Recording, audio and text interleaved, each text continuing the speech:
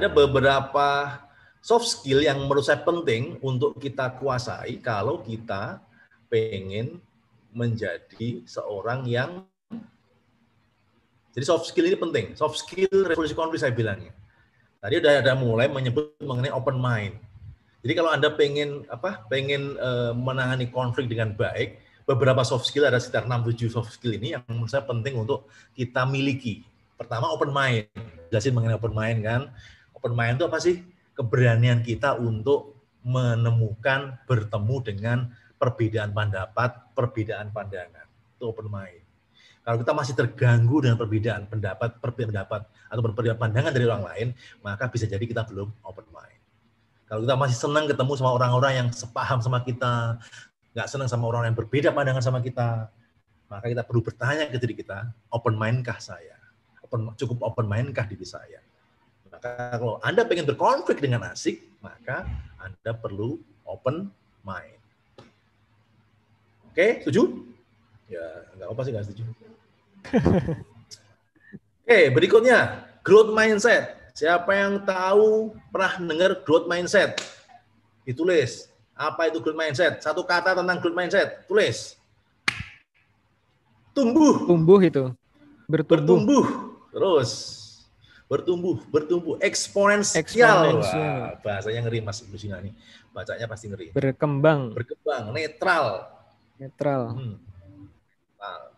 Mbak Dina netral. Apalagi? Yang lain. Husnuzon. Wah, ada nih. Tim Unpi. Siapa namanya, Mbak? Anpi. Sapi. Ini laki-laki, Gus. Oh, Mas Sapi. Sampai hafal itu Mas Arif ya. Ada lagi? Oke, saya bayangkan kalau kita punya mindset yang growth, mindset itu misalnya apa? Misalnya apa? Ada bisa contoh? Belajar positif. Misalnya contoh gaya growth mindset itu seperti apa? Lebih cara mengarah agar menjadi pribadi lebih baik. Oke, kita saya akan membacakan satu pernyataan. Jika Anda setuju dengan yang saya nyatakan, silakan Anda ketik setuju. Jika Anda tidak setuju, silakan Anda ketik tidak setuju. Oke? Siap? Oke. Siap? Udah ngetik setuju. Saja ya. Oke, pernyataan saya adalah saya suka melakukan pekerjaan dengan sempurna. Saya suka melakukan pekerjaan dengan sempurna. Yang setuju, tulis setuju. Setuju. Saya suka tidak setuju melakukan satu. pekerjaan dengan sempurna.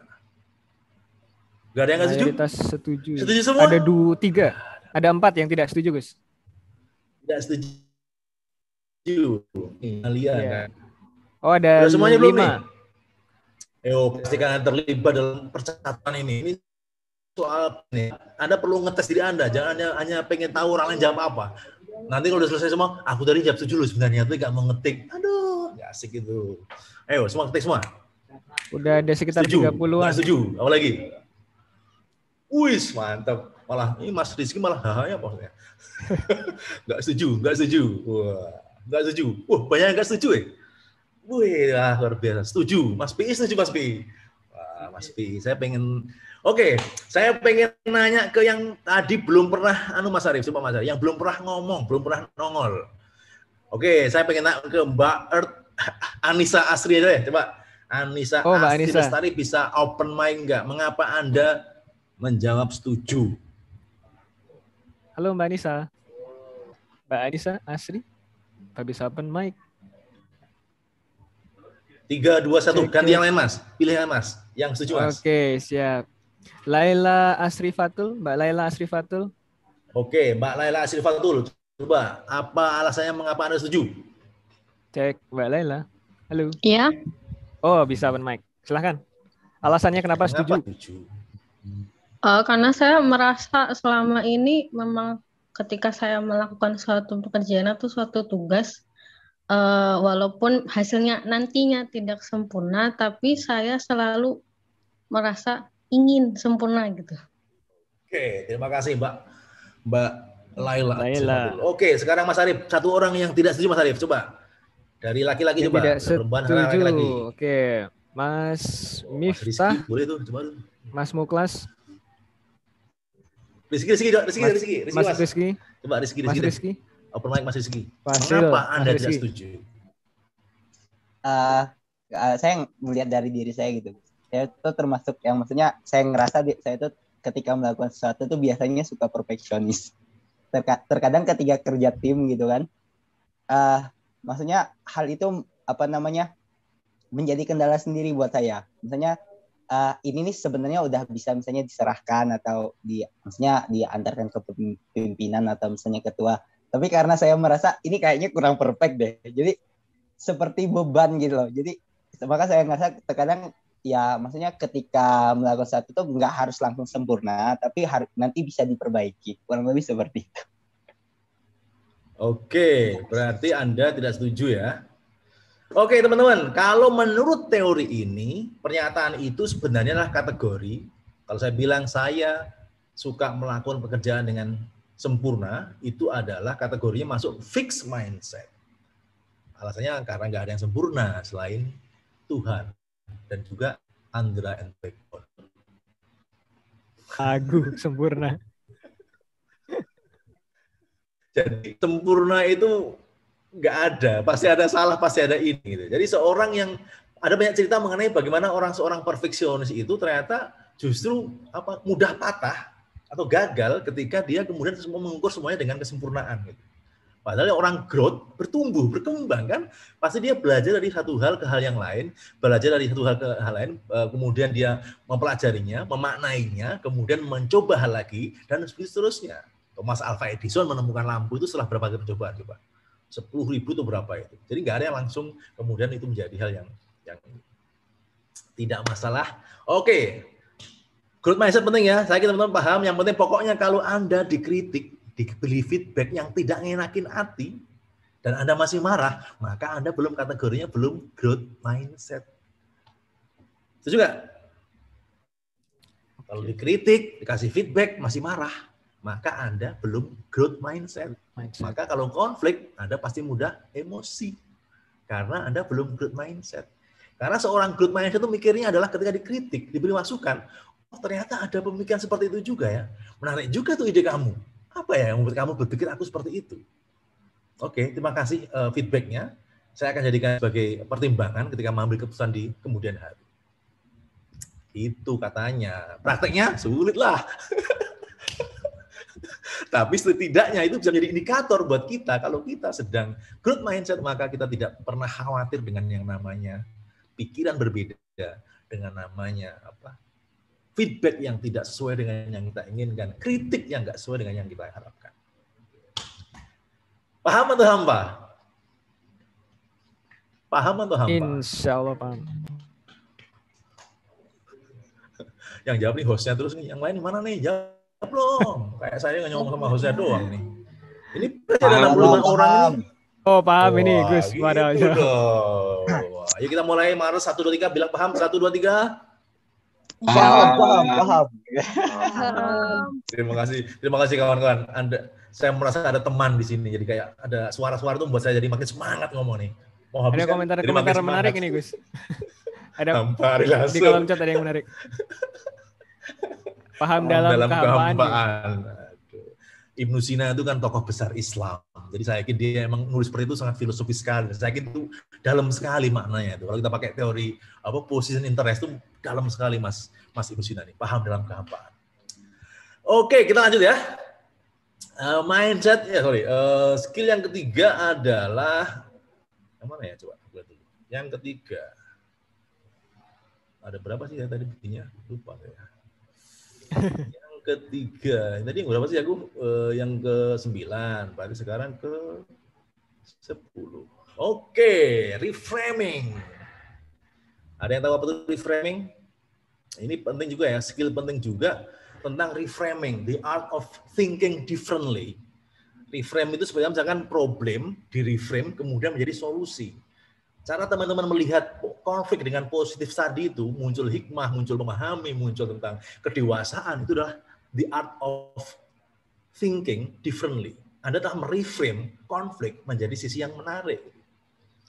Sama ketika nanti Anda dikritik orang, diberi feedback orang, berbeda pendapat dengan orang, maka Anda bisa melakukan yang namanya reframing. Oke, menarik nih. Ternyata dari kesekian banyak orang, ada 4 orang yang masih memperhatikan saya ngomong, sehingga dia mengkritik saya. Di reframe. Dari 64 orang ini, hanya sekitar 10 orang yang aktif ngomong, nulis ruang chat. Kalau saya reframe, ini seperti apa nih? Berarti yang lain itu mungkin juga memperhatikan ini, meskipun tidak memberikan respon yang sama. Karena mungkin orang berbeda cara belajarnya. Jadi kemudian kalau kita bisa mereframe sesuatu, maka kita bisa melihat sisi lain yang kemudian hasil cara pandang kita itu bisa bermanfaat buat diri kita. Kita kasih contoh sekarang. Coba reframe lah dengan situasi COVID saat ini. Apa sisi positif yang Anda bisa dapatkan dari situasi pandemi saat ini? Coba Anda reframe. Anda tuliskan di ruang chat. Tukang masker cuma banyak. Tukang masker. Semakin dekat dengan Tuhan. Wah, maksudnya gimana, Mbak? Jadi lebih minim emisi karbon karena yang naik motor lebih sedikit. Pulang ke kampung halaman. Cuan. Selalu jaga kebersihan. Lebih dekat dengan keluarga. Quality time dengan keluarga. Wah, Mas Pi ini sangat keluarga sekali, Mas Pi ini. Luar biasa. Dika, menjaga kebersihan. Banyak waktu di rumah. Quality time. Betul pinter ya. Nah, banyak ini yang bagus mah. Bisa teman-teman bisa melihat sisi yang lain dari situasi yang ada saat ini.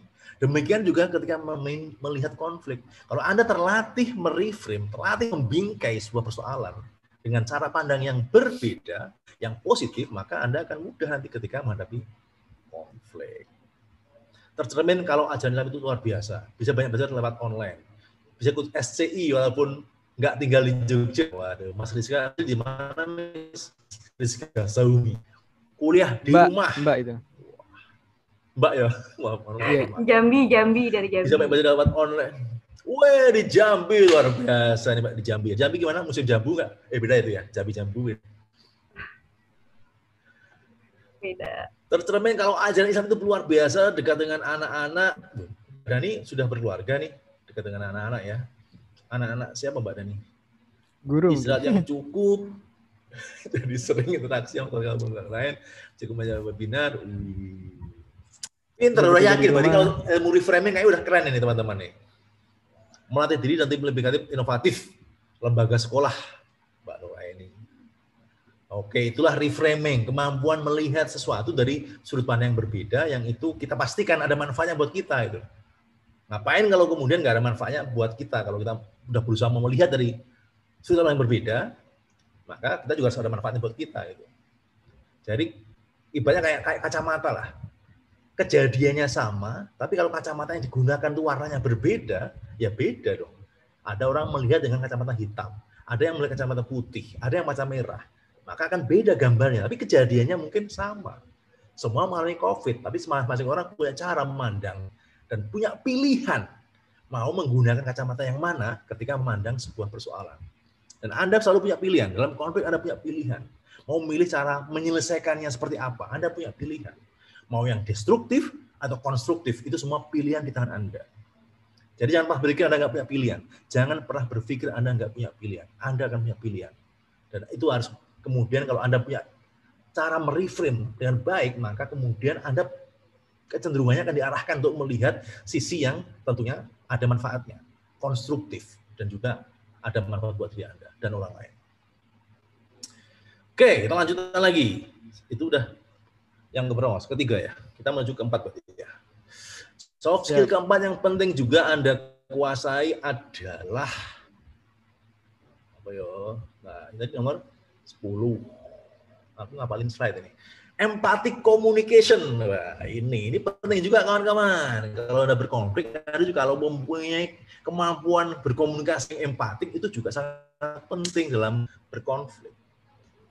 Masih ingat semalam diajari Ibu Awi tentang empati? Jadi, kalau saat ini Anda berempati kepada saya, apa yang Anda lakukan kelas ini? Ayo, tulis di ruang chat. Kalau Anda berempati kepada saya, apa yang Anda lakukan di ruang kelas ini? Biar saya nggak ngomong terus, Anda juga harus ngetik terus gitu loh. Menyimak dan aktif, Gus. Aktif. Oke, aktif. Jos. Interaktif. Interaktif. Mas Pi ini interaktif dengan keluarga. Merespon, aktif, mendengar aktif dan interaktif. Menyimak. Ikut komen di kolom komentar. Aktif. Mendengarkan dan aktif. Jadi pendengar yang baik. Asik. Baik. Mendengar aktif. Mendengar ya. Mendengar sama mendengarkan bedanya apa? Menyimak kalau mendengar dan itu sambil lalu. Kalau mendengarkan itu listening kata. Benar. Oh iya. Iya ini. Mendengarkan listening. No, Ibnu Sina luar biasa ini referensinya. Itu kata siapa Mas? Pasti tahu kamu teorinya siapa itu. Mendengar hear. Iya. Berarti semuanya hanya mendengar ya. Mendengar aktif berarti sambil lalu mendengarnya. Tapi aktif itu. Aktif mendengar sambil lalu gitu ya. Oke, terima kasih teman-teman. Itu respon yang menarik. Kadang-kadang kita sangat tahu tentang bagaimana berempati. Nah, sekarang dalam konflik, ketika Anda berempati dengan orang yang berkonflik dengan Anda, itu maksudnya apa? Anda punya konflik nih sama, misalkan saya sama Ibnu Sina nih, gara-gara tadi nggak diperhatiin ngomong, sekarang konflik nih, dia nggak mau ngomong banyak. Nah, kalau aku berempati kepada Ibnu Sina, kira-kira apa yang terjadi? Apa yang akan terjadi pada Ibnu Sina kalau saya berempati sama dia? Ayo, jawab. Ayo, respon. Katanya aktif tadi. Ayo, tulis. Ibnu Sina semakin bijaksana. Ngomong ya, silahkan ngomong. Memposisikan diri dengan orang yang berkonflik dengan kita. Legowo. Berarti yang maksudnya Mas Ibnu Sina yang makin bijaksana sampean atau saya, Mas? Minta maaf meskipun nggak salah. Wah, Mbak Diana ini bikin beban saya aja nih. Suruh minta maaf tapi nggak salah. Iya maksudnya. Diperhatikan. Apa ungkapannya Anda rasakan gitu loh. Diperhatikan. Weleh, kata-kataku dibalikin lah. Aku nanya loh, Mas. Legowo. Dimension terus. Wah, menarik juga ya. Dimension terus ya, biar terngiang-ngiang dia. Wah, namaku dimension terus tuh. Kasih waktu bicara sepuasnya. Komunikasinya membaik. Dimension. Mas Buku udah mulai berpuisi Mas Buku ini. Dimension. Dimension guys. Penulisannya gitu. Tapi kan dimension bahasa Inggris dimension gitu. Iya.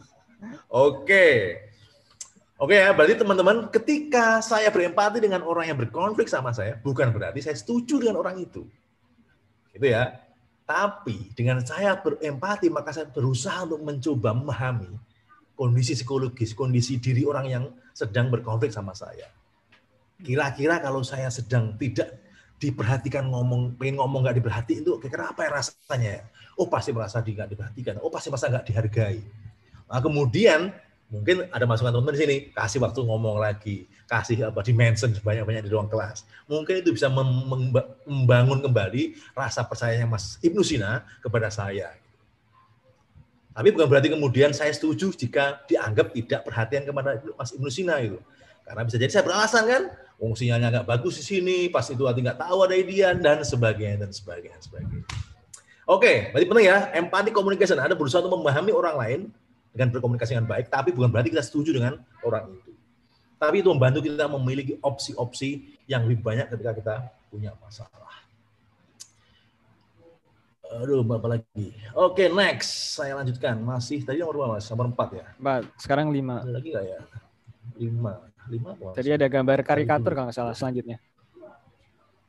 5 kayaknya ini deh.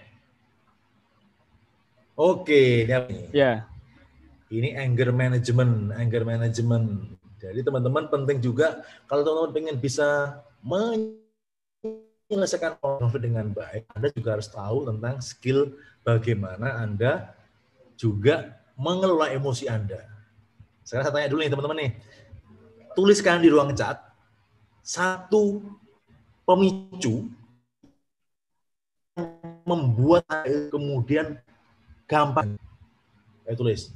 Satu hal yang memicu Anda kemudian mudah untuk emosi. Apa aja? Bohong, dipaksa. Mbak Ayu mana sih? Emang siapa Mbak Ayu yang suka maksa Anda? Tolong hubungi Mas Arif. Bantuin Kata masak. kasar. Oke, bebal. Rumah Bebal. berantakan. Mas Rizky sedang bayangin siapa nih ngomong bebal nih. Katakan pulang kerja rumah Pulang berantakan. kerja. Waduh. Pastikan suami Anda lebih berantakan nanti ya. Bawel. Bawel. Ini. Bawel. Oke, apalagi? Cemberut. Cemberut. Wis. Ya. Bohong, egois, nggak mau dengerin. Nggak mau dengerin. Egois. Egois lagi. Oh, egois. Ngotot. Memaksakan kehendak, merasa benar. Lapar. Wah, Mas Pi.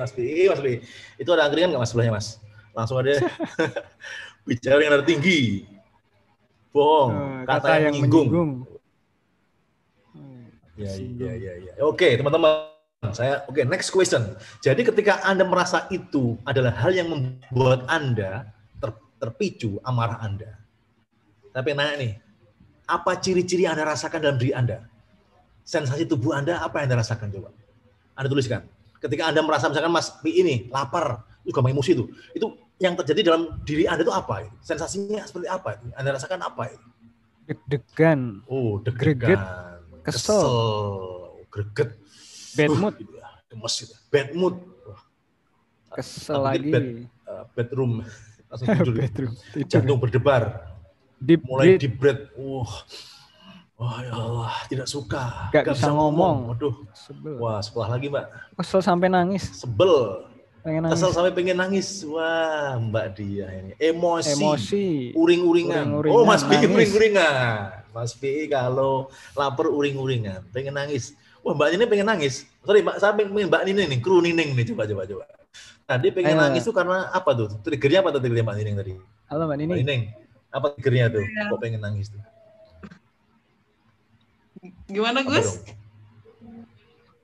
Triggernya apa? Triggernya apa kok sampai pengen nangis? Pemicunya apa? Kok sampai pengen nangis? Apa ya? Mungkin kalau misalnya terlalu dipaksa, tapi ya itu luapan emosi angernya itu ya pengen nangis. Oke, jadi dirimu pemicunya dipaksa ya, nggak suka dipaksa. Misalkan dirimu nggak mau makan bakso, dipaksa makan bakso, gitu ya. Ada pasti, nangis aku nggak mau, aku dipaksa makan bakso, gitu aja nangis. Pengen nangis gitu ya? nangis. Pengen nangis gitu ya. Oke, siap. Oke, teman-teman, terima kasih. Ada sebel, dongkol, dan sebagainya. Nah, sekarang teman-teman udah tahu nih, pemicu yang membuat teman-teman tuh emosi apa, udah ngerti. Sensasi di tubuh Anda juga apa, Anda udah tahu. Nah, next question-nya adalah, apa yang Anda lakukan ketika itu menghampiri Anda? Ada dongkol, ketika ada orang menghina aku nih, ada orang bawel nih, ada orang maksa aku nih. Langsung muncul tuh sensasinya tuh. Langsung pengen nangis. Nah, apa yang Anda lakukan saat itu? Diam, tidur, pergi, menyendiri, ngobrol dan makan. Tarik nafas. Diam, tarik nafas. Duduk terus minum. Senyum. Wah, Mbak Ning senyum ya? Nyanyi. Abis senyum itu. Waduh, gimana? Bahaya itu. Nyanyi. Istighfar. Nah, dia istighfar. Menenangkan diri. Oke ya, jadi teman-teman semua sudah tahu bagaimana mengelola emosi Anda. Jadi ketika itu datang, trigger itu datang dan Anda tahu sensasi tubuh Anda sudah punya nih solusinya. Dan manfaat dari solusinya apa? Kemudian Anda tidak lagi mungkin destruktif dalam mengungkapkan, dalam mengekspresikan apa yang Anda rasakan. Jangan sampai kemudian yang tadinya mungkin lebih baik istighfar daripada aku teriak ataupun aku marah atau aku pergi atau aku mending tidur dulu, menenangkan diri dan sebagainya. Keren sekali teman-teman. Itulah anger management yang harus Anda kelola. Ketika Anda bisa memahami diri Anda, maka itu akan lebih baik dan Anda akan bisa lebih tahu bagaimana menghandle emosi Anda. Dan itu tentunya akan bermanfaat buat diri Anda juga. Jangan sampai Anda nggak tahu nih, aku kenapa sih marah. Aku punya staff misalkan kalau diajak diskusi tuh dia malah marah, itu ada juga itu. Ternyata ujung-ujungnya maaf saya Gus, ada yang bertanya nih Gus. Bentar dulu. Silakan. Mau ngomong langsung atau? Ini di kolom chat Mas Ibnu Sina ini. Tanya lagi nih. Lalu gimana merespon orang yang sedang berkonflik kita, lalu tantrum, Gimana maksudnya Mas? Mas Arif? Lalu Ya. gimana ngerespon orang yang sedang berkonflik dengan kita, lalu tantrum itu. Orang yang berkonflik dengan kita itu kemudian orangnya tersebut tantrum gitu mungkin ya, maksudnya Mas Ibnu Sina ya? Ya, betul Apa sih sekali. tantrum? Aku nggak ngerti ya. Aku Mas Ibnu Sina, tantrum itu apa sih? Aku mau jadul ya Mas. Ya. Tantrum tuh mungkin kalau dalam bahasa Jawa kolokan gitu, kayak nangis, marah, ngambek gitu. Atau mungkin marah-marah. Gitu. Ngamuk-ngamuk ya? Ya, kayak gitulah. Kolokan lah. Kamu yang apa? Kolokan ya langsung dia langsung pulang atau langsung apa? Nggak mau diajak ngomong. Ya, kayak gitulah. Yang ngambek itu Mas, yang ngambek kali ya? Kayaknya seperti itu. Ya kalau ngambek gimana? Kalau diituin. Ya dibiarin aja Mas. dibiarin aja. Berarti mungkin perlu orang lain yang bisa membantu Anda untuk menjadi apa ya, orang yang bisa lebih memahami orang itu aja. Karena kan katanya kalau lagi emosi, lagi seperti itu nggak bisa ngambil keputusan juga kan. Jadi mungkin itulah saatnya menggunakan konflik style yang penghindaran tadi mungkin Mas. Hindari dulu, nanti kalau udah balik lagi baru diajak ngomong lagi, dan mungkin seperti itu sih. Dipaksakan juga nggak bisa juga loh. Oke, sip. Baiklah, terima kasih. Terima kasih. Oke ya, jadi jawaban-jawaban saya itu nggak ada yang pasti dan benar. Jadi ini jawaban-jawaban subjektif semuanya, dan itulah konflik. Konflik bukan hitam putih. Jadi semuanya serba abu-abu, dan itu based on our experience juga. Jadi nggak ada yang dipastikan sebagai paling benar ataupun paling salah. Itu ngelesnya saya aja. Oke, next. Sekarang udah ini teman-teman sudah tahu lah ya, anger management udah bagus sekali. Anda sudah tahu bagaimana yang harus dilakukan ketika itu terjadi, itu penting. Dan selanjutnya adalah anak biru Mas, lagi Mas. Ya, ada slide tentang raport. Ini dia, kemudian raport. Nah, raport itu apa raport teman-teman? Membangun hubungan. Pinter-pinternya membangun hubungan dengan orang lain itu penting, yang namanya raport. Jadi kalau kawan-kawan bisa membangun hubungan yang baik dengan orang yang berkonflik sama kita, ataupun dengan itu sendiri, maka insya Allah konfliknya mudah dan asik untuk dikelola. Apa yang sama dengan berhubungan dengan konflik yang kita sendiri? Jadi kalau Anda masih memandang konflik itu hal yang membuat Anda nggak nyaman, selalu negatif terus, maka hubungan Anda dengan konflik itu maka juga tidak akan baik. Gitu. Tapi tadi Anda sudah ngomong belajar di depan bahwa Anda bisa mereframe konflik dengan baik, open mind dengan konflik, growth mindset terhadap konflik, maka dampaknya mungkin juga akan asik ketika berkonflik. Itulah hubungan dengan masalahnya sendiri. Nah, hubungan dengan orang yang berkonflik sendiri juga penting. Cara pandang terhadap orang yang berkonflik juga pengaruh terhadap konflik itu. Kalau memandang orang lain yang berkonflik itu adalah musuh, maka cara kita menyelesaikan seperti kita mengalahkan musuh. Tapi kalau kita menganggap orang yang berkonflik sama kita adalah mitra, yang mau nggak mau kita juga harus melibatkan orang itu dalam menyelesaikan konflik, maka kita juga akan bisa menganggap orang itu sebagai orang yang sangat kita butuhkan agar konflik kita bisa diselesaikan. Gimana? Omongan saya meyakinkan nggak? Kalau nggak meyakinkan juga nggak apa sih. Kira-kira seperti itu ya. Bagaimana kita penting untuk membangun hubungan dengan konflik kita sendiri, dan juga dengan orang yang berkonflik sama kita. Terakhir ada lagi Mas, satu kali ya Pak ya. Sense of humor ya. Terakhir sense of gambarnya humor. Apa Mas gambarnya Mas? Aku lupa ya. Kapal sama ini 3 orang ya. Teman-teman, semuanya inilah ending dari semuanya ini tentang lelucon teman-teman. Jadi teman-teman selama ini kira-kira apa yang sudah Anda lakukan agar Anda punya sense of humor yang tinggi? Saya pengen nanya nih, ayo coba yang Anda lakukan untuk mengasah sense of humor Anda, hal-hal yang membuat Anda ketawa, membuat Anda bahagia, membuat Anda tersenyum, apa yang sudah Anda lakukan? Tuliskan di ruang chat. Hal-hal yang mengasah untuk kita tertawa dan tersenyum gitu. Apa yang dilakukan teman-teman? Bisa dibaca artikel lucu, baca artikel lucu, ngereceh. Lihat video kucing. Nonton Mr. Bean. Wah, jadul banget tuh. Udah gak laku Mr. Bean sekarang. Nonton stand up komedi. Lucu, main sama ponakan. Ponakan dianggap lelucon ya. Jalan-jalan. Apalagi yo, untuk mengasah Anda agar punya sense of humor, punya rasa mandang hidup ini lucu, atau mandang hal-hal yang, waduh ini Mas Nur Rahmatiana, sekarang ini makan Mas. Perempuan ya, makan. Berpikir all be fine, badai pasti berlalu, so I can be happy lagi. Lucunya mana Mbak itu Mbak Francisca Mbak? Lucunya di mana itu? Kirim Pas bicara sendiri. kirim sekali kucing nonton bicara sendiri. Waduh. Novel yang banyak lucunya. Nonton video Lambe Turah. Waduh, main sama orang yang bisa memperbaiki mood. Mantap. Oke teman-teman ya, jadi itu bisa saling menginspirasi Anda. Jadi kalau Anda yang masih kekurangan cara untuk tersenyum tiap pagi, menertawakan diri sendiri, waduh kita mulai nonton dagelan. Ada yang lucu dari diri Anda bisa tertawa. Menganggap itu adalah humor satir, gak usah serius-serius amat, gak perlu main mati-matian kalau bukan hanya dua mati. Cie, masih misalnya serius banget sih kamu nulisnya. Ngomong isinya gak serius tapi nulisnya serius itu. Main TTS, lihat kucing dan nonton Upin Ipin, cari meme di Twitter. Oke, itu penting teman-teman ya. Nikmati hidup ini, jangan lupa tersenyum. Pokoknya cari hal yang berbahagia. Dan ketika konflik datang, insya Allah Anda selalu bisa melihat konflik dari sudut pandang yang lucu. Karena Anda punya ilmu reframing, Anda punya open mind, punya open mind. Dan pastikan melihat konflik dari sisi yang menarik, sisi yang lucu. Terima kasih.